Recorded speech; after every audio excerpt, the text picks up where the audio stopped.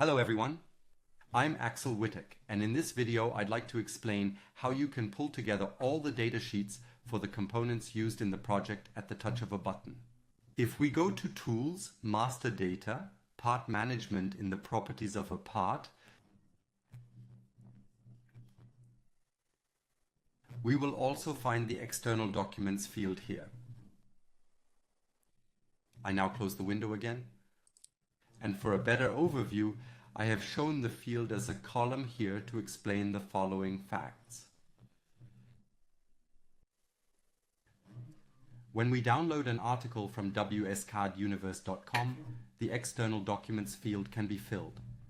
This basically depends on which documents and data records we receive from the manufacturers for import.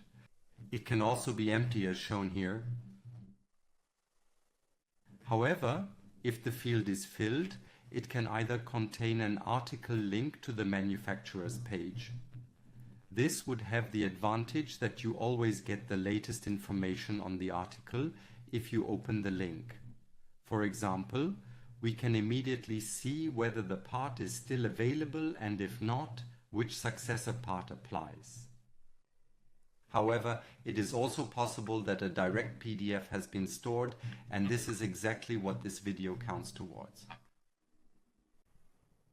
When we download parts from WSCAD which are directly linked to PDF files, these PDFs are stored centrally in the external directory you have set. We can find this directory under Tool Settings Directories, and then we have the externals path for the datasheets here.